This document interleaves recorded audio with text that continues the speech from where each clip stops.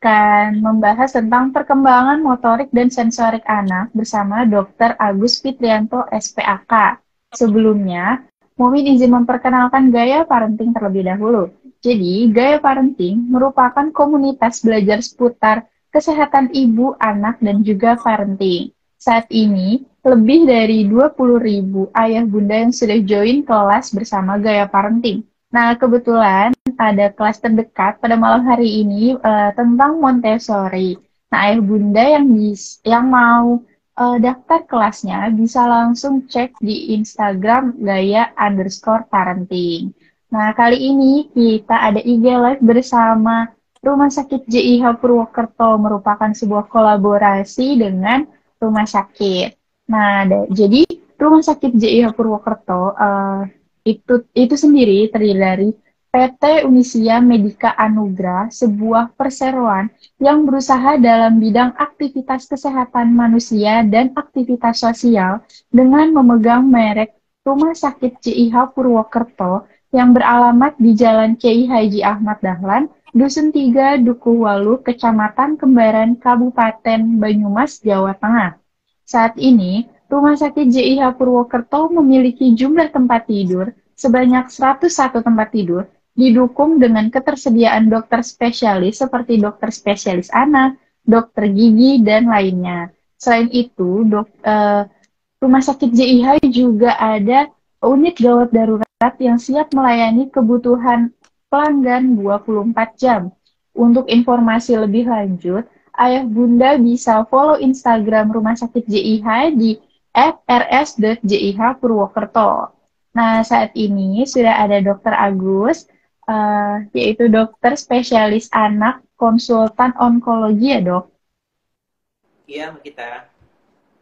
Oke. Dokter Agus yang lahir di Cilacap 2 Agustus 1981 telah menempuh pendidikan di Fakultas Universitas Diponegoro pada tahun 1999 hingga 2005, lalu melanjutkan PPDS 1 IKA Fakultas Kedokteran Universitas Diponegoro pada tahun 2008 sampai 2013, lalu melanjutkan lagi PPDS 2 Hemato-Onkologi Anak di Fakultas Universitas Indonesia pada tahun 2020 hingga 2022.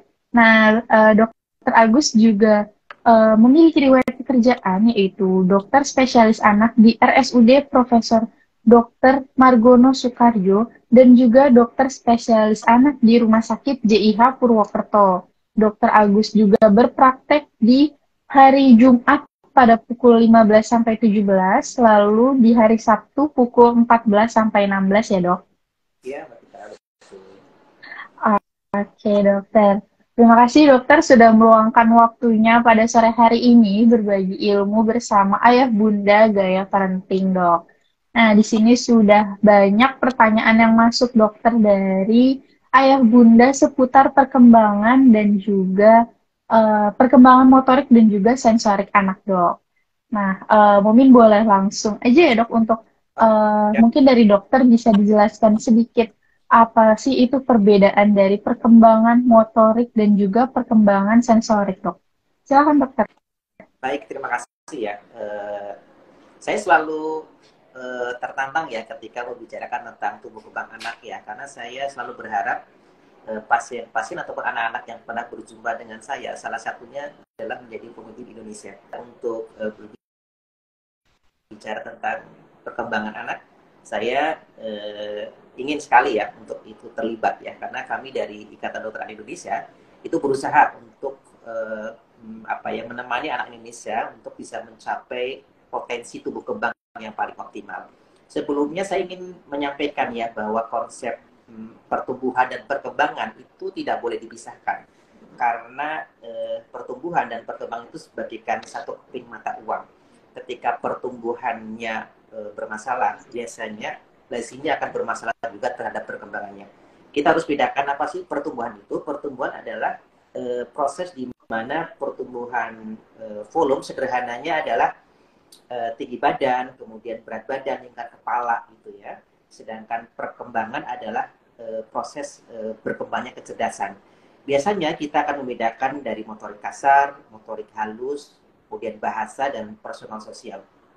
Nah, ada satu konsep yang tidak boleh kita lupakan adalah konsep 1.000 hari pertama kehidupan, di mana pada 1.000 hari pertama kehidupan ini pertumbuhan dan perkembangan itu sangat menentukan untuk fondasi kehidupan anak selanjutnya. Jadi otak bisa dibentuk maksimal dalam 1.000 hari pertama. Jadi ketika ada gangguan pertumbuhan ataupun perkembangan di 2 tahun pertama atau 1.000 hari pertama kehidupan, maka kita harus segera mendeteksi awal. Jadi early detection itu sangat penting, kemudian kita lakukan intervensi dan memastikan bahwa setiap anak-anak kita itu pertumbuhan dan perkembangannya harus dalam batas normal. Nah, kaitannya dengan perkembangan nih. Nah, perkembangan itu tadi ya tidak bisa dipisahkan dengan pertumbuhan. Nah, kita bisa memantau pertumbuhan sederhana dari grafik atau chart pertumbuhan yang bisa kita dapat di KIA ataupun di aplikasi-aplikasi seperti Primaku IDA itu ya, sangat lengkap ya.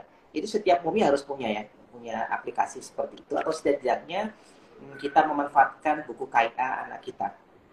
Kemudian terkait dengan perkembangan tadi ya, perkembangan itu memiliki milestone-nya. Milestone adalah tahapan-tahapan. Jadi tahapan-tahapan itu harus dilewati secara secara sesuai dengan milestone usia-usianya. Dan itulah pentingnya kita melakukan screening ya, kita bisa melakukan screening menggunakan sederhananya seperti buku ataupun panduan KPSP ya, kuesioner praskrin perkembangan, atau bisa kita dapatkan di Primaku IDAI itu ada namanya KPSP yang kita bisa melihat ketika usia 3 bulan, 6 bulan, 9 bulan apa sih yang harus dilakukan. Bagaimana plan-nya, dan kita bisa melakukan itu pada anak-anak kita secara rutin. Nah, gitu ya. Jadi itu penting, kata kuncinya adalah bahwa dalam 2 tahun pertama atau 1.000 hari pertama kehidupan, kita harus mengawal pertumbuhan dan perkembangan anak kita dalam batas normal supaya potensi genetik anak kita bisa maksimal. Yang kedua, pentingnya untuk deteksi dini gitu ya. Jadi kita nggak boleh terlambat ketika terjadi ada gangguan pertumbuhan atau perkembangan pada anak kita. Itu mungkin secara umumnya ya Mbak kita ya. Nanti kita bisa explore lagi. Oke dokter.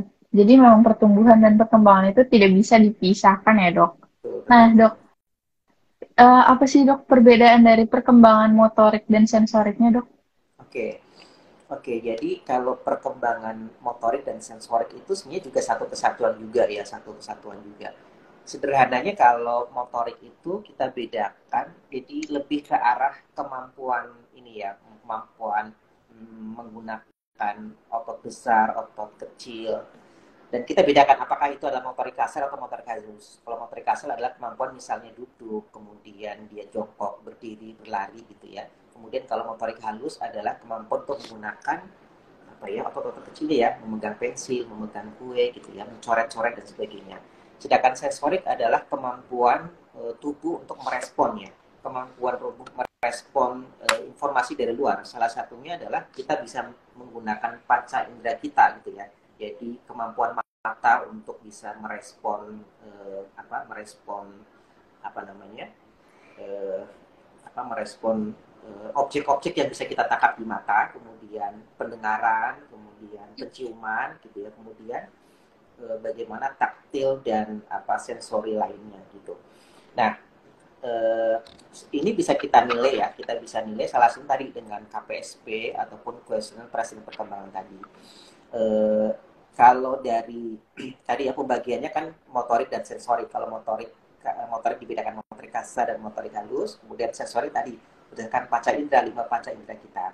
Kemudian untuk lebih sederhananya kita bisa tadi ya motorik dan sensori motorik tadi itu bisa kita bedakan tadi apakah itu motorik kasar, motorik halus, kemudian kemampuan bahasa dan personal sosial atau kemandirian. Intinya adalah kemampuan sensori motorik itu adalah kemampuan anak untuk bisa mengoptimalkan semua organnya, baik otak, kemudian saraf-saraf semuanya sampai pada anggota gerak sebagai satu kesatuan utuh yang menjadi suatu fungsi kecerdasan manusia yang optimal gitu ya. Dan kecerdasan multi intelijen gitu ya.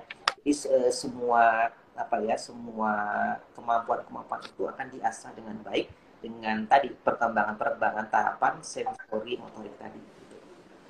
Begitu Mbak Gita. Oke, oke, dokter. Jadi memang perbedaan antara gerak-gerak dan kalau untuk motorik itu kemampuan otot yang seperti untuk berdiri, jalan gitu ya dok. Tapi kalau sensor itu kemampuan organ merespon eh, seperti misalnya mata merespon objek-objek yang dilihat gitu ya dok. Nah dok, apa saja sih dok stimulasi perkembangan yang tepat sesuai usia dok? Oke ya, ini pertanyaannya sangat sangat bagus ya, dan jawabannya sebenarnya sangat luas ya. Jadi sebelum stimulasi tentunya saya pengen menyampaikan ya bahwa ada 3 kebutuhan dasar anak itu ya. Kebutuhan dasar anak itu ada 3. Yang pertama adalah ASIF, asuh, dan asap gitu ya. Jadi ASIF itu adalah kebutuhan dasar, itu baik nutrisi seperti ASI, kemudian apa namanya, nutrisi ya, MPASI yang berkualitas gitu ya. Kemudian asuh ya, asuh adalah kebutuhan kasih sayang ya, kasih sayang, pola asuh yang baik gitu ya, kemudian memberikan pelayanan ataupun apa namanya, layanan kesehatan yang baik. Dan yang terakhir adalah asa. Asa adalah menstimulasi. Nah, tadi ya, bagaimana menstimulasi ya? Stimulasi itu tentunya harus disesuaikan dengan milestone ataupun tahapan-tahapan perkembangan anak tadi gitu ya. Nah, perkembangan anak tadi kan memiliki tahapan-tahapan ya. Dari 3 bulan, kemudian 6 bulan, 9 bulan, 12 bulan gitu ya. Itu memiliki tahapan-tahapan yang berbeda-beda. Masing-masing punya stimulasi-stimulasi yang fokusnya tentunya berbeda. Nah, sebelum kita stimulasi yang paling baik itu apa sih sebenarnya gitu ya? Ya, stimulasi yang paling baik itu ya sebenarnya mulai dari awal ya. Ketika bayi lahir adalah memberikan ASI eksklusif ya. ASI eksklusif itu adalah salah satu metode stimulasi yang paling bagus ya. Emotional body dengan ibunya, kemudian rangsang taktil, kemudian kontak mata dengan ibunya, kemudian berikan nutrisi yang terbaik gitu ya. Itu sangat bagus. Dan itu bisa kita lakukan apa ya, selama 6 bulan penuh. Kemudian dilakukan juga dengan stimulus-stimulus yang lain gitu ya. Misalnya kita bisa memberikan pijat bayi ya. Kita ya sekarang momi dan ayah bunda bisa melihat ya metode pijat bayi yang apa yang direkomendasi dari IDAI ya, bisa dilihat di IG ataupun di YouTube ya, bagaimana cara melakukan stimulasi pijat bayi. Kemudian kita juga bisa melakukan ya banyak hal. Tapi Bunda bisa melihat ya, karena masing-masing tahapannya itu kan banyak ya. Sederhananya Bunda bisa yang paling gampang ini ya, paling gampang kan ini milenial punya aplikasi ya. Bisa buka aplikasi Primaku IDAI dan itu bisa dilihat ya. Dari kita bisa ngeklik pertumbuhannya apakah udah normal atau belum. Kemudian kita bisa klik tahapan perkembangannya. Nah, nanti ada 10 poin pertanyaan-pertanyaan yang bisa kita isi di sana. Apakah anak kita ini sesuai dengan tahapan perkembangannya atau belum? Misalnya kalau scoringnya adalah antara 9-10 berarti udah bagus sesuai dengan tahapan atau milestone perkembangannya. Kalau misalnya 7-8 ini perlu distimulasi tuh ya, distimulasi. Stimulasinya apa? Nanti ada tuh keterangannya, misalnya pada bayi 3 bulan tuh, bayi 4 bulan kok dia ketika terkurut kepalanya kok belum mulai tegak ya. Nah, salah satunya misalnya tadi dengan melakukan pijat bayi, kemudian ketika setelah mandi ditengkurapkan. Nah, kemudian dilakukan tadi stimulasi tadi selama 2 minggu, dan ulang lagi evaluasi selama 2 minggu, apakah tadi perbaikan atau tidak. Nah, kalau dia scoringnya kurang dari 7, nah ini sesuatu nih, ini berarti kemungkinan ada gangguan perkembangan tuh. Segeralah ke dokter anak. Jadi ketika momi, ayah bunda itu menemukan tadi ketika ada gangguan pertumbuhan, meskipun belum terjadi gangguan perkembangannya, ataupun kita juga menemukan tadi ada nilai-nilai perkembangan yang tidak sesuai dengan perkembangan anak kita, maka kita harus segera melakukan tadi deteksi dini tadi dengan tadi Primaku IDAI ataupun dengan KPSP, dan segera konsultasi ke dokter. Tidak berlanjut gitu ya. Karena ketika milestone 1 itu belum tercapai, nanti tentunya akan berpengaruh terhadap milestone selanjutnya. Gitu Kak kita. Oke dokter, terima kasih dokter jawabannya. Jadi memang ayah bunda harus sering-sering cek-cek di KPSP atau di Primaku Idai itu ya dok? Betul, betul, betul. Itu aplikasi Nah, sangat mudah dan sangat sederhana. Pasti bisa dilakukan gitu ya. oke dokter. Eh Sempat di sini juga, bagaimana sih dok jika anak distimulasi perkembangannya tidak sesuai dengan usianya? Jadi bundanya sudah menstimulasi anak, misalnya anaknya 6 bulan, tapi sudah distimulasi karena anaknya sudah bisa distimulasi lagi untuk anak usia 8 bulan, untuk anak usia 9 bulan, itu gimana dok? Ya, tadi ya, pada prinsipnya stimulasi anak itu harus sesuai dengan usia perkembangan, gitu ya, usia perkembangan. Makanya kita harus tahu, gitu ya. Jadi status pertumbuhan anak kita bagaimana dan status perkembangan anak kita bagaimana. Masing-masing punya tahapan, jadi dia akan menyelesaikan tahapan itu sesuai dengan tahapannya tentunya ya, gitu ya. Jadi ketika stimulasi pun seperti itu, meskipun beberapa anak kadang memiliki kemampuan ya, dia kadang memiliki kemampuan di atasnya gitu ya, termasuk yang cepat gitu ya. Tapi pada prinsipnya dia akan melewati fase tahapan-tahapan itu kok, dan itu sebenarnya secara alamiah. Dan ketika kita menemukan tadi ya, ketika menemukan ada suatu gangguan ataupun tanda-tanda tadi ya, ini kok tidak mencapai kemampuan yang diharapkan sesuai dengan milestone tahapannya ya, maka kita harus tadi ya segera lakukan stimulasi. Ketika ada tadi ya, ketika ada terjadi kemampuannya kurang, maka kita simulasi. Tapi ketika terjadi gangguan, ya, maka kita melakukan intervensi. Jadi ada dua hal ya, ada dua hal. Satu adalah intervensi, dua adalah stimulasi. Kalau terjadi gangguan, itu harus intervensi. Jadi nggak boleh nunggu-nunggu lagi. Tapi ketika tadi ya borderline ya, jadi anaknya misalnya scoringnya 8 sampai 9, lakukan stimulasi gitu ya. Tapi kalau di bawah 7, lakukan segera tadi ya ke dokter anak untuk melakukan intervensi. Itu. Dan tadi ya ketika melatih atau menstimulasi tentunya dengan cara yang cukup bervariasi sebenarnya. Cukup bervariasi tentunya kita bisa bisa melihat tadi ya paduan-paduan di KPSP ataupun di misalnya di Perimaku IDAI gitu ya. Variasinya cukup banyak, tapi yang tidak boleh dilupakan salah satunya adalah pola asuh orang tua ya. Pola asuh orang tua. Jadi tadi ya terkait dengan kebutuhan anak ya, baik ASI, ASU dan ASAN. Jadi pola asuh orang tua juga cukup sangat menentukan ya untuk optimalisasi perkembangan anak gitu ya. Jadi kebutuhan tentang kasih sayang, kemudian bagaimana emotional bonding dengan orang tua gitu ya. Kayak misalnya contohnya misalnya sekarang yang banyak time screen itu ya, anak-anak kita sudah dibekali nonton HP gitu, pegang gadget dan sebagainya gitu ya. Itu kan salah satu tadi ya pola asuh yang kurang tepat ya ketika dibekali gadget di bawah 2 tahun. Misalnya seperti itu ya. Stimulasinya Momi bisa membaca yaitu di KPSP ataupun di Prima Hidayat, itu sangat mudah sekali dilakukan. Begitu Kak kita. Oke dokter. Nah dok, apa saja sih dok tanda anak yang mengalami keterlambatan pada perkembangannya? Apakah akan mempengaruhi pada pertumbuhannya juga dok? Oke, ya betul. Tadi saya sampaikan ya bahwa pertumbuhan dan perkembangan ini seperti dua sisi mata uang. Jadi ketika ada gangguan di pertumbuhan, itu tentunya akan berisiko terjadi gangguan di perkembangan. Karena konsepnya tadi tumbuh kembang itu adalah satu kesatuan. Apalagi di 1.000 hari pertama kehidupan, ketika terjadi gangguan pertumbuhan yang sifatnya kronik ya, sehingga kita mungkin pernah sering ya mendengar stunting misalnya. Ketika terjadi gangguan, bahkan nanti terjadi tadi ya stunting, bisa terjadi gangguan yang bersifat irreversible. Itulah pentingnya kita harus melakukan deteksi dini gitu ya, dan memastikan pertumbuhannya itu baik. Karena ketika terjadi gangguan pertumbuhan yang kemudian kita biarkan dan nantinya berujung misalnya pada kondisi stunting, ketika terjadi gangguan perkembangan itu bisa bersifatnya irreversible gitu ya. Karena ketika terjadi kerusakan di otak atau ketika pertumbuhan otaknya tidak optimal, ya tentunya akan berlanjut kepada gangguan tahapan milestone perkembangan selanjutnya.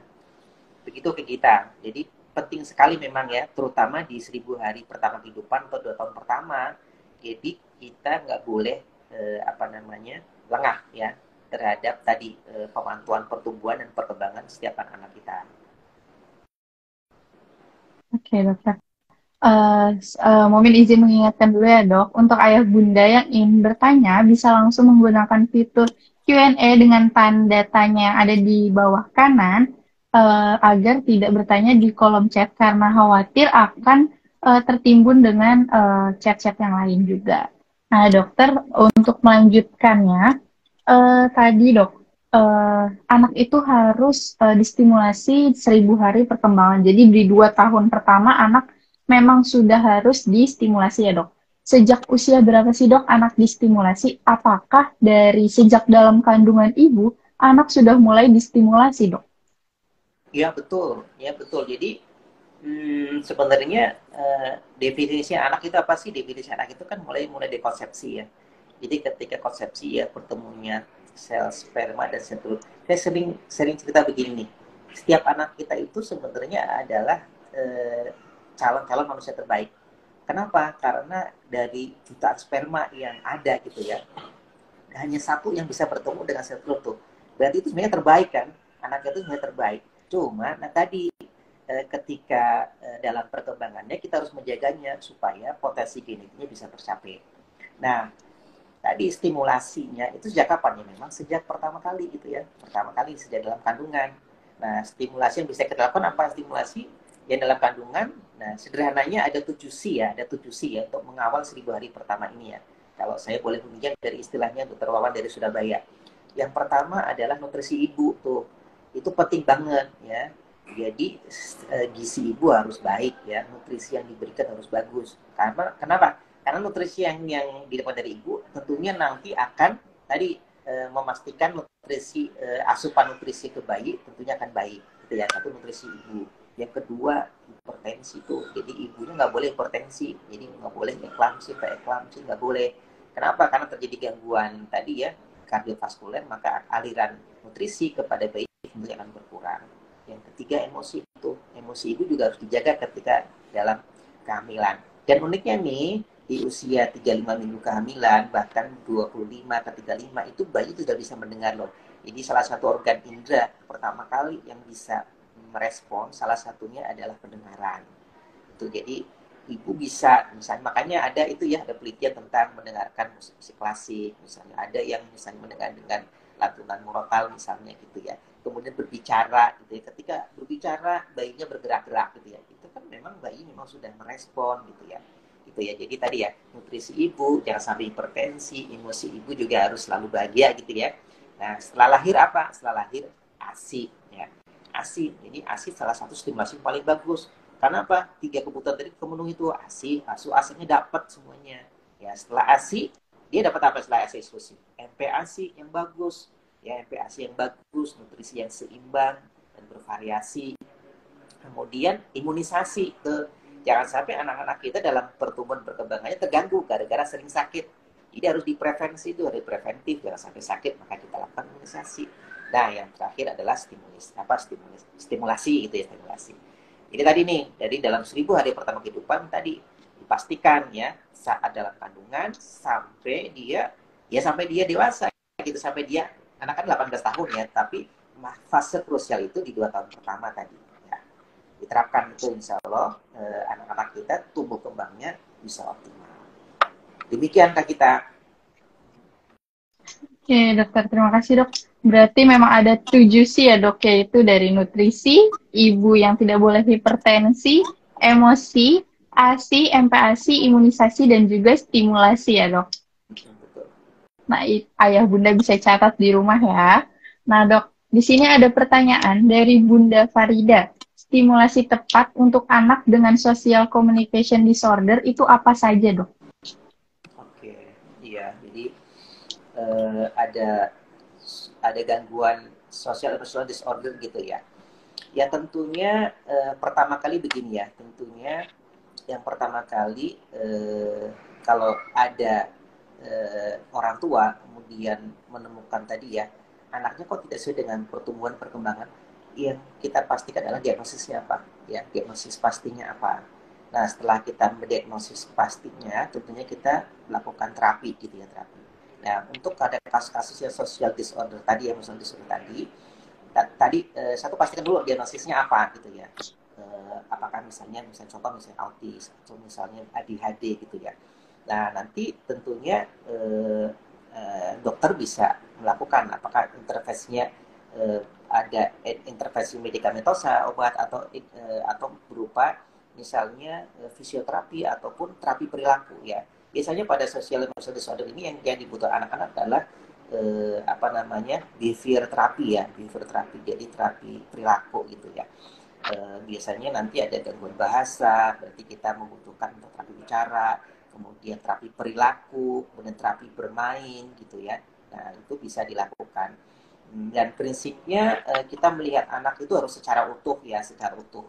Jadi selalu kita pastikan tadi ya, pertumbuhannya bagus, perkembangannya, emosinya, kemudian tadi ya kita juga biasanya melakukan secara apa namanya multidisiplin keilmuan ya, dari rehab medik, kemudian dari dokter misalnya dokter anak tumbuh kembang gitu ya, kemudian dari neurologi anak gitu ya. Ya kita kolaborasi bersama-sama untuk tadi memastikan semua problem-problem tadi itu bisa kita pastikan di manage dengan baik gitu ya. Ya, jadi kata kunci adalah diagnosis pasti ya. Setelah itu baru kita lakukan manajemen sesuai dengan kebutuhan.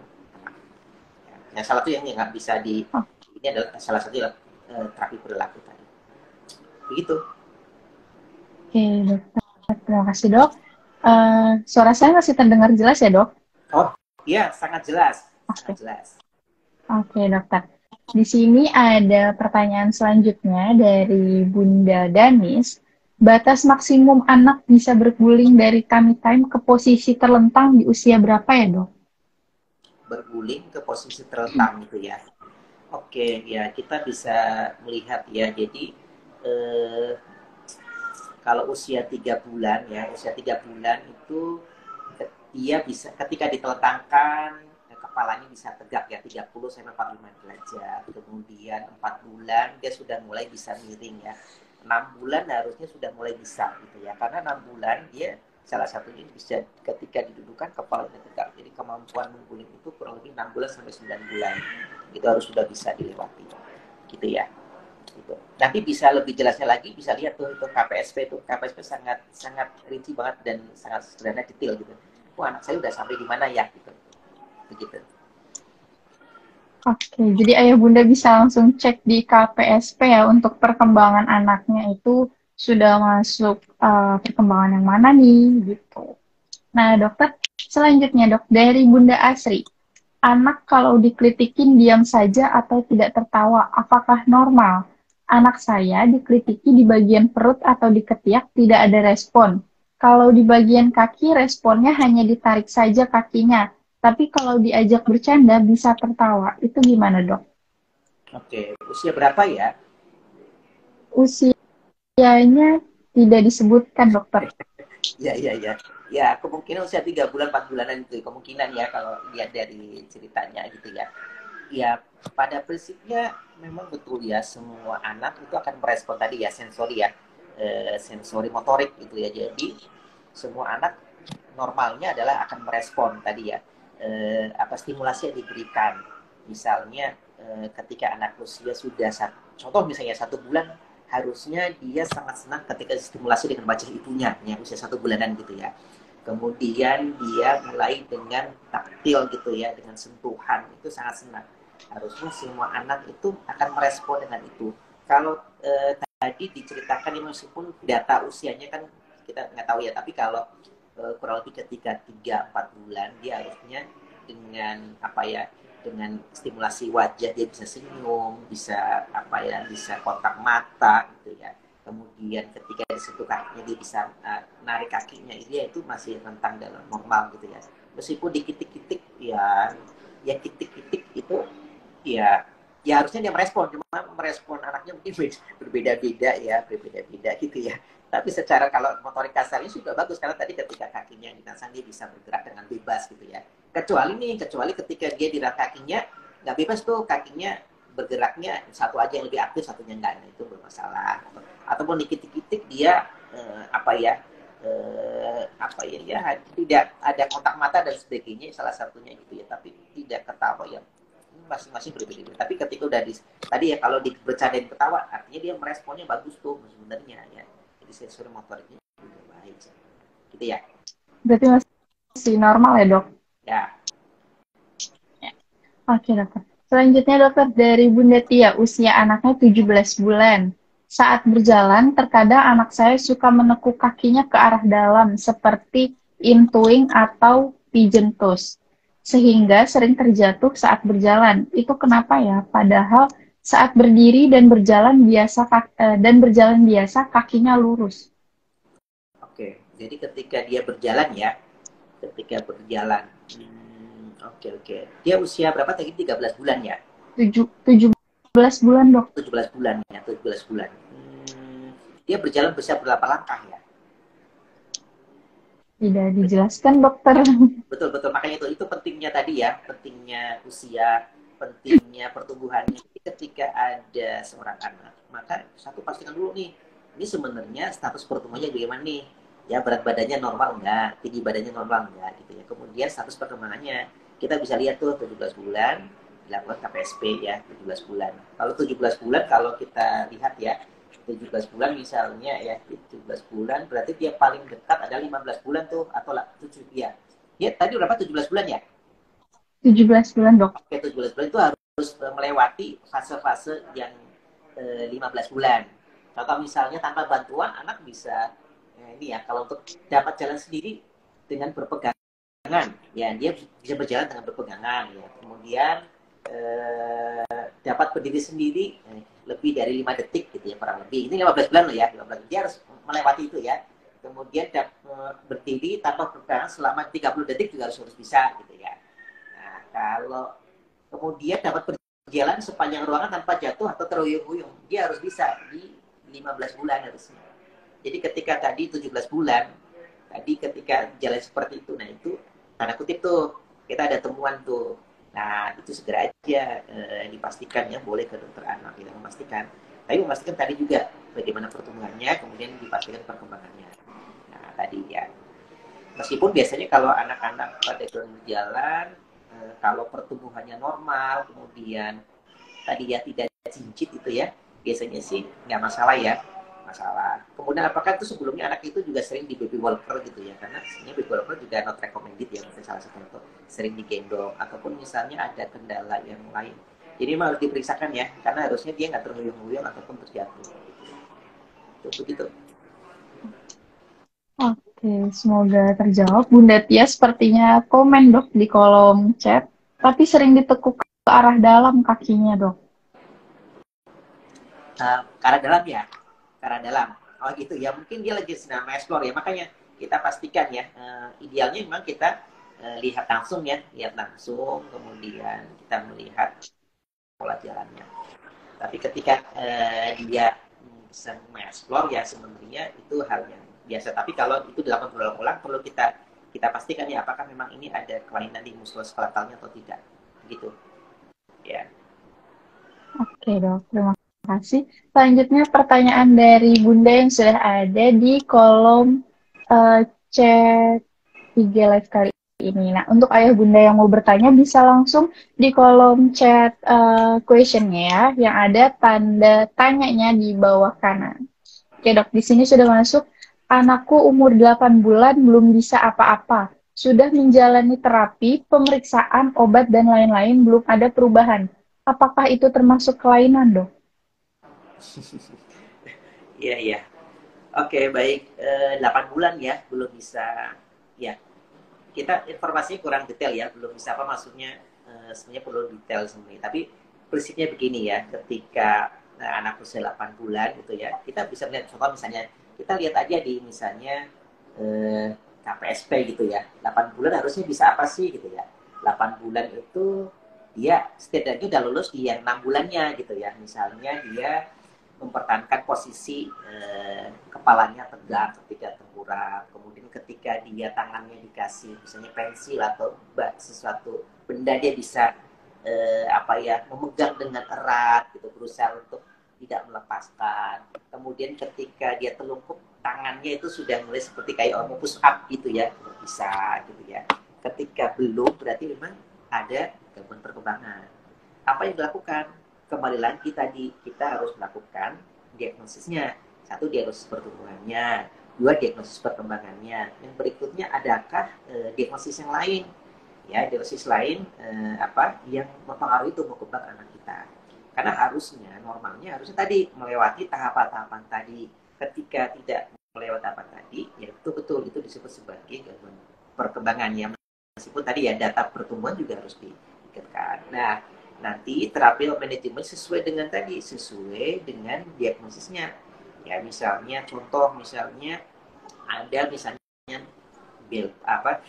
ada istilahnya apa namanya kelainan di neurologinya ya misalnya ya kita terapi misalnya ada hidrosefalus contohnya ya hidrosefalusnya kita atasi misalnya contohnya seperti itu ya atau ketika mungkin ada kelainan misalnya kondisi yang cerebral palsy gitu ya atau cedera otak gitu ya ya kita bisa ya, melakukan tadi dengan melakukan fisioterapi kemudian memastikan pertumbuhannya bagus kemudian asupan nutrisinya baik gitu ya jadi semua modalitas untuk memastikan pertumbuhan dan perkembangannya baik harus kita lakukan nah, gitu ya. Oke, dokter. Semoga terjawab ya, Bunda. Selanjutnya, dokter, pertanyaan dari Bunda Momo Angelina.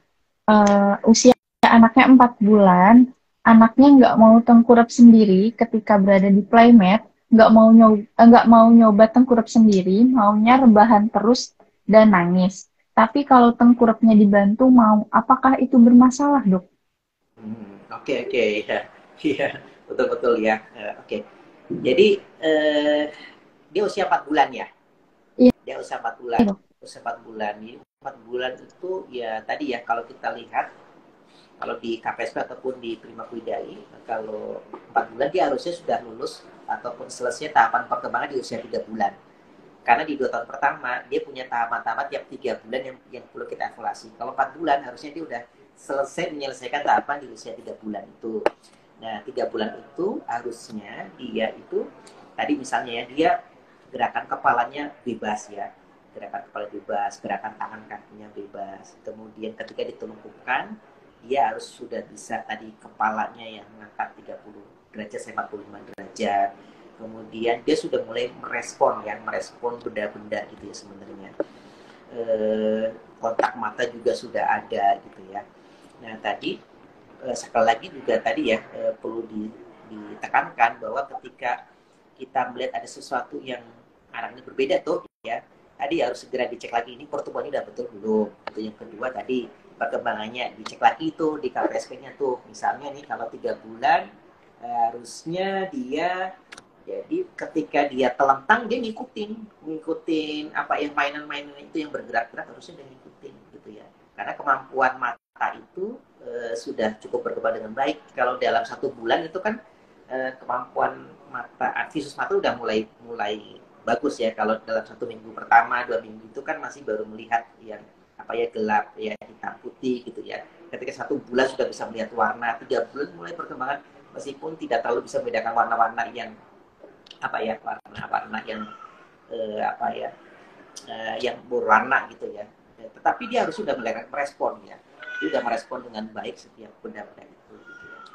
membedakan warna yang hampir mirip maksudnya tapi dia harusnya tertarik dengan benda-benda yang berwarna karena visunya harusnya jadi saran saya pada kasus yang tadi perlu ini ya perlu dipastikan ya perlu dipastikan gitu ya. Oke, dokter. Semoga terjawab ya, Bunda Momo. Selanjutnya, dokter. Dari Bunda Tika Septiani. Usia 3 tahun. Baru aware kalau pertumbuhan tidak sesuai. Apakah masih dapat terkejar? Bagaimana caranya, dok? Ya usia 3 tahun ya jadi udah melewati 1.000 hari pertama tuh gitu ya oke jadi pada prinsipnya sih terlambat lebih baik daripada tidak sama sekali kan seperti itu meskipun ya ada konsep plastisitas otak atau perkembangan otak itu ada yang mengatakan sampai 3 tahun gitu ya jadi artinya kita harus berusaha pada intinya adalah ketika kita mendapatkan anak-anak kita ada tadi ya ada gangguan pertumbuhan dan perkembangan idealnya dideteksi secara dini. Jangan sampai berlarut-larut gitu ya, karena tadi ya pondasi dari perkembangan dan pertumbuhan selanjutnya adalah dari 2 tahun pertama tadi. Tapi ketika tadi kita belum umur 3 tahun ya, ya kita segera pastikan kembali bahwa dia bisa catch up, mengejar kembali PR-nya yang tadi, pertumbuhannya tadi misalnya, oh berat badannya nggak ideal, kejarlah jadi berat badan ideal, supaya nanti tinggi badannya bisa ideal. Kemudian ketika imunisasi nggak lengkap, kejar catch up imunisasinya supaya dia lengkap gitu ya. Kemudian ketika dari perkembangan, ya kita berusaha memastikan ini perkembangannya dan normal enggak, stimulasinya dimaksimalkan.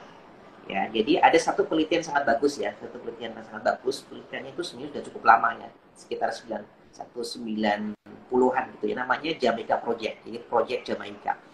Jadi di proyek penelitian itu dibedakan. Ketika ada anak-anak dibedakan, dia hanya dilakukan pemberian nutrisi aja, kemudian stimulasi saja. Kemudian yang ketiga adalah dia juga dilakukan pemberian stimulasi dengan nutrisi yang bagus. Ternyata kemampuan kecerdasan yang paling optimal adalah ketika anak-anak kita diberikan nutrisi yang baik dan stimulasi yang bagus. Jadi tidak cukup stimulasi saja, nutrisi sama. Makanya dari tadi saya selalu mengulang-ulang bahwa konsep tubuh dan kembang itu adalah sebenarnya satu kesatuan. Jadi ketika pertumbuhannya bagus, harapannya perkembangannya bagus. Begitu, Momi dan Bunda. Oke, terima kasih dokter. Selanjutnya dok, dari Bunda Nurkumala. Mau tanya dok, deteksi dini untuk bayi yang baru lahir bagaimana ya dok? Iya. Oke, deteksi dini bayi baru lahir. Oke, jadi yang pertama begini. Jadi kalau bayi baru lahir itu ada istilahnya ada 1 jam pertama yang cukup menentukannya, bahwa bayi baru lahir itu harus nangis keras, dia tidak biru gitu ya. Dalam 24 jam pertama kita harus memastikan bahwa tidak ada kelainan di midline survey-nya. Contoh misalnya tidak ada kelainan di misalnya di kepalanya, kemudian tidak ada kelainan di misalnya di jantung, kemudian tidak ada kelainan di pencernaannya, salah satu misalnya atrasianya tidak terputusnya anus, itu harus kita pastikan. Kemudian dia juga harus mulai bisa minum asinya dengan baik. Sederhananya bayi yang sehat itu menangis keras, kemudian minum asinya kuat. Itu sederhananya tuh. Jadi ketika bayi baru lahir, dia tidak nangis keras, dia nggak bagus tuh. Ketika dia setelah fase stabilisasi selesai dan dia tidak minumnya malas-malasan, dia nggak bagus. Jadi bayi baru lahir harus nangis keras, minum asinya juga kuat. Itu sederhananya ya, sederhananya. Nanti baru perkembangannya. Karena bayi dalam 1 bulan pertama itu yang kita namakan periode neonatus ya. Itu adalah proses adaptasi peralihan ya dari intrauterin dalam kandungan, kemudian dia beradaptasi dalam dunia luar ya, extrauterin. Tentunya proses-proses itu proses-proses yang penuh adaptasi gitu ya. Jadi prinsipnya dia harus tadi ya bisa melewati tadi. Meskipun kita juga bisa melihat ada salah satu penelitian ya namanya yang gross motor gitu ya, gross motor. Jadi kita bisa menilai nih, dia ada penelitian sangat bagus. Jadi ketika bayi-bayi baru lahir, kemudian dalam jam-jam pertama ataupun dalam minggu-minggu pertama, kita itu bisa melihat pola gerakannya itu. Pola gerakannya. Ketika pola gerakannya aktif, kemudian dia juga simetris, itu salah satunya adalah dia normal. Tapi ketika dia gerakannya misalnya satu sisi, kemudian tidak aktif gitu ya, itu salah satu tanda-tanda bahwa bayi ini memiliki resiko terjadi gangguan perkembangan gitu ya. Itu ada scoringnya sebenarnya. Tapi sebenarnya tadi ketika bayi aktif itu nangis keras, kemudian dia simetris gitu ya, kemudian dia bisa minum baik, itu salah satu tanda-tanda sederhana bahwa bayi kita bugar sehat itu gitu ya. Tapi ketika gerakannya tadi ya, gerakannya nggak simetris, kemudian yang satu mungkin ada lemas, kemudian dia membuka matanya nggak simetris, itu hati-hati, bisa terjadi risiko gangguan perkembangan. Begitu Kak Gita. Oke dokter. Selanjutnya dok, dari Bunda Fania dok, ada pertanyaan adakah buku atau literasi rekomendasi untuk mengetahui perkembangan motorik sensorik untuk anak? Ya, ya sebenarnya cukup banyak literatur ya. Yang paling sederhana adalah satu buku KIA kita gitu ya. Jadi selama ini kadang kita itu menganggap enteng buku KIA anak kita kan. Padahal itu adalah buku rapot kita gitu ya. Jadi salah satu buku literasi itu yang sangat bagus dan sekarang udah terbaru ya 2020 gitu ya 2020 itu adalah buku KIA tuh. Di situ harusnya setiap ibu yang setiap pas hamil harusnya kata membaca buku itu tuh, kata membaca gitu. Biasanya banyak ibu yang nggak membaca tuh, padahal di situ sangat lengkap tuh bagaimana cara tadi ya, misalnya pertumbuhannya, grafiknya, kemudian di situ ada KPSP juga gitu ya, kemudian ada gangguan misalnya emosional, kemudian gangguan apa namanya pengusang perhatian, di situ ada semuanya gitu ya. Grafik-grafiknya juga sangat lengkap gitu ya, bahkan bagaimana stimulasi juga diberikan secara ringkas ya. Itu buku yang paling sederhana ya, paling sederhana. Yang kedua tuh aplikasi tuh di Primaku tuh sangat sangat informatif ya, yang dari Hidayah Primaku Hidayah itu sangat sangat informatif gitu ya. Kita bisa melihat secara apa ya, secara real time pertumbuhan anak kita tuh aplikatif. Nah di situ juga ada informasi-informasi yang dibutuhkan, baik misalnya tentang VASI, kemudian stimulasi, jadwal imunisasi, real time tuh gitu. Imunisasi anak itu udah lengkap belum gitu ya, pertumbuhannya bagaimana, perkembangannya bagaimana. Itu salah satunya. Nah, yang berikutnya kalau memang menambah lagi semuanya cukup banyak ya, cukup banyak misalnya tentang buku-buku. Tadi yang Montessori salah satunya, mungkin nanti malam ya salah satunya ya. Itu salah satunya gitu ya. Kemudian tentang psikologi anak, kemudian pola asuh anak gitu ya. Cukup banyak ya, cukup banyak. Tapi tadi ya, jangan lupa baca itu boleh banyak, tapi rapot anak kita yang di KIA kita, kemudian tumbuh kembang posisi kita itu harus bagus. Gitu ya. Dan jangan sungkan untuk berkonsultasi dengan dokter anak kita, gitu ya. Ya. Oke, terima kasih dokter. Selanjutnya dari Bunda Anissa, usia anak 7 bulan. Perihal red flag motorik pada anak dan tanda yang harus diwaspadai apa saja, Dok? Maaf, boleh diulang kembali? Perihal red flag motorik pada anak dan tanda yang harus diwaspadai. Itu apa saja, Dok? Refleks ya. Oke, baik. Kita jadi betul ya. Jadi salah satunya memang di 18 bulan pertama itu ada namanya refleks primitif gitu ya, refleks primitif. Pada 6 bulan pertama misalnya di awal-awal kehidupan itu ada namanya refleks, misalnya ketika kita menyudahi maka dia akan mencoba untuk apa ya, bayi itu mencoba untuk menggerakkan bibir dan refleks untuk apa namanya sucking gitu ya, ketika dimasukkan ke dalam apa mulut atau pinggir bibir dia akan juga mengunyah seperti itu ya. Itu adalah refleks primitif yang memang yang dikembangkan seorang bayi untuk memenuhi kebutuhan dasarnya.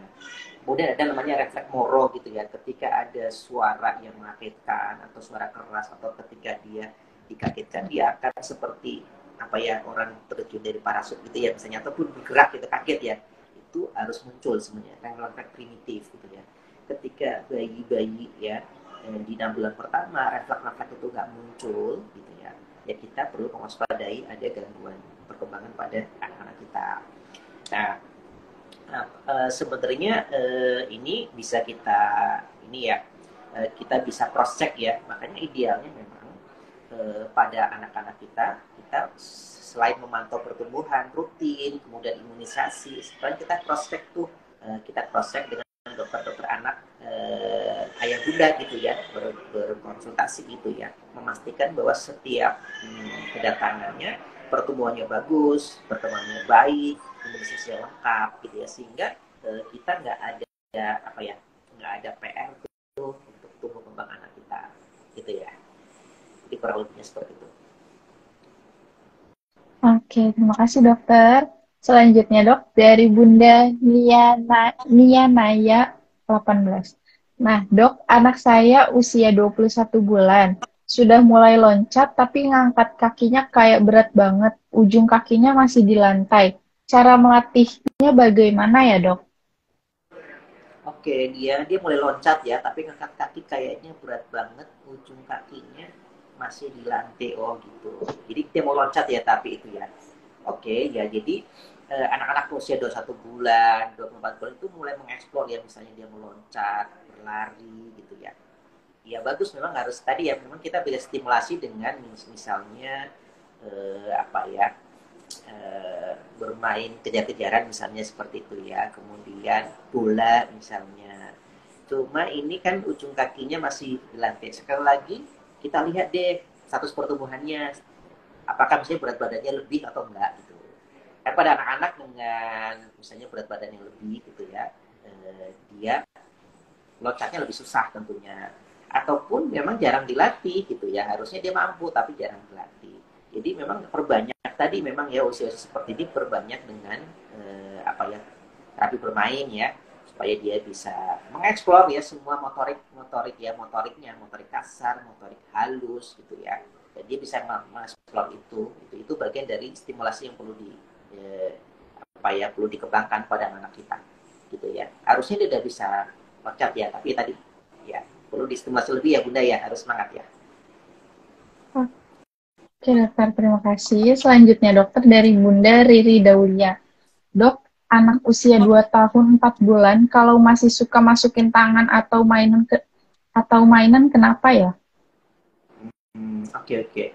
Ya memang usia-usia itu kalau di fase perkembangan salah satu satu ini ya, masih fase oral ya, masih fase oral, meskipun dia sudah mulai fase anal dalam perkembangan psikologi itu ya. eh, Ya 2 tahun 4 bulan, jadi ya relatif sebenarnya sih ya wajar ya, tetapi kita mulai ayah bunda mulai ini ya, ketika dia kolok mulai kita kita apa namanya, kita coba untuk apa ya, mengingatkan kembali gitu ya. Sebenarnya sih masih relatif wajar karena itu masih fase-fase rentang fase oral ya, dimana anak memang punya refleks untuk tadi ya, memasukkan misalnya jari tangan atau mainan ke mulut gitu. Yang kita pastikan adalah tadi ya, ya kita mulai itu menjadi bukan kebiasaan yang nanti berlanjut, yang pertama. Yang kedua adalah ya tadi kita pastikan bahwa bukan apa yang mainannya, bukan mainan yang kotor gitu ya, gitu ya. Itu aja sih sebenarnya ya, masih relatif dalam batas normal, cuma kita mulai apa ya, ya rutin untuk ngingetin apa, ketika kolot ya cabut lagi ya. Meskipun itu masih fase-fase ini ya, fase-fase oral, itu hal yang wajar lah sebenarnya. Begitu ayah bunda. Oke, dokter. Semoga terjawab ya, Bunda Riri. Selanjutnya, dok, dari Bunda DJ. Anak usia 20 bulan baru bisa 10-15 kata. Apa perlu terapi, dok? Oke, dia 20 bulan ya, 20 bulan. Yang 10 sampai cukup, sebenarnya cukup ya, cukup bervariasi ya, karena kalau kita lihat di itu ya, di KPSP itu, di KPSP kita bisa kalau usia 10-15 kata ya di usia 20 bulan ya, 20 bulan ya, kita bisa lihat di KPSP. Dan ini pentingnya kita KPSP ya, jadi dia harusnya sudah bisa melakukan kata-katanya kurang lebih papa, mama gitu ya, minimal paling sedikit itu 3 kata, itu di usia dari 1 bulan ya. Kalau 20 bulan 15 kata itu udah bagus tuh. Minimal itu 3 kata ya, selain papa mama gitu gitu. Jadi sudah cukup bagus ya, cukup bagus. Oke. Semoga terjawab, Bunda DJ. Selanjutnya, dokter dari Bunda Seosil. Dok, apakah anak penderita hidrocephalus pasti ada keterlambatan perkembangan? Anak saya menderita hidrocephalus sangat aktif, tapi belum bisa angkat kepala, padahal lingkar kepala sudah normal. Oke, baik. Baik ya, hidrosefalus ya. Hidrosefalus itu kan kondisi di mana tadi ya, cairan di otaknya itu berlebih, bisa karena sumbatan atau produksi yang berlebih. Nah, tindakannya adalah salah satu tadi dilakukan VT-shunt, yang dilakukan mengalirkan ya cairan dari otak ke, ke cairan perutnya. Nah, prinsipnya adalah karena dia ada ada hidrosefalus, di mana dulu pernah mungkin tertekan ya, sehingga perkembangan otaknya masih mungkin terjadi tadi ya keterlambatan. Meskipun dalam 2 tahun pertama ada istilah plastisitas otak gitu ya, artinya kita masih bisa mengejar. Jadi pada kasus-kasus hidrosefalus ada risiko belum tentu terjadi ya, tapi ada risiko terjadi dalam perkembangan iya gitu ya. Tetapi kita bisa mencoba untuk memaksimalkan ya supaya tadi ya perkembangannya bisa sesuai dengan tahapan-tahapannya. Memang sih pada hidrosefalus karena memang dia volume kepalanya lebih besar, tentunya biasanya dia motoriknya ya terutama angkat kepala itu tentunya biasanya ada keterlambatan. Nah ini nanti bisa dilakukan dengan fisioterapi ya. Jadi dengan program fisioterapi. Problem hidrosefalusnya selesai, tapi selanjutnya dia harus distimulasi supaya tadi motorik kasarnya terutama di kekuatan leher itu bisa baik. Gitu ya. Oke dokter. Dokter masih ada 2 pertanyaan lagi yang masuk dok. Baik, jadi silakan. dari Bunda Silviaria. Dok, kalau anak 9 bulan suspek delay, belum bisa menirukan kata dan pinching, sudah bisa jalan beberapa langkah, tapi belum bisa berdiri sendiri langsung. Stimulasinya bagaimana ya, dok? Oke, dia sudah bisa berdiri ya, berjalan, tapi tadi gimana? Belum bisa melangkah? Ya. Oke. Jadi anak dengan usia 9 bulan ya, 9 bulan itu ya, dia harusnya sudah tanpa disangga bantal dia sudah bisa duduk sendiri selama minimal 60 detik gitu ya. Kemudian dia bisa menggerakkan aktivitas ya, ketika kayak Cilukwe itu udah mulai bisa mengeksplor semua ke arah gerakan gitu ya. Kemudian dia mencoba untuk menjangkau mainan-mainan yang di sekitar dia gitu ya, di sekitar dia. Kalau dia sudah bisa mulai berdiri, kemudian setidaknya ketika ketiaknya udah dipegang dia sudah mau berjalan ke titah ya, itu cukup bagus loh di 9 bulan ya. Karena kalau di KPSP itu itu ya, jadi ada pertanyaannya ya, ketika mengangkat bayi melalui ketiaknya di posisi berdiri, apakah dia bisa menyangga sebagian berat tubuhnya dan beratnya. Jadi kalau anak ibu itu cukup normal tuh gitu, cukup bagus tuh gitu. Karena dipegang aja dia harusnya udah mulai bisa tuh menyangga sebagian besar berat tubuhnya. Begitu ya. Oke. Lagi dok. Dari Bunda Eza, ada beberapa pertanyaan yang hampir sama dengan Bunda Eza. Di usia 14 bulan, anaknya sudah bisa jalan, tapi masih takut. Apalagi kalau banyak orang. Kalau di rumah, sering jalan, tapi masih goyang-goyang. Stimulasi apa yang bisa bikin anak makin percaya diri dan kuat kalau berjalan? Oke. Yang pertama, itu sebenarnya sudah dalam batas normal ya. Cukup bagus. Cuma yang perlu ini adalah mengencourage itu ya anak kita ya. Ya kita harus memberi semangat anak kita dengan bermain ya. Jadi motorik kasarnya dengan cara memperbanyak bermain, beraktivitas. Misalnya dengan bermain yang mengambil mainan untuk yang bolak-balik, kemudian mungkin menggapai mainan-mainan yang ada di dinding gitu ya.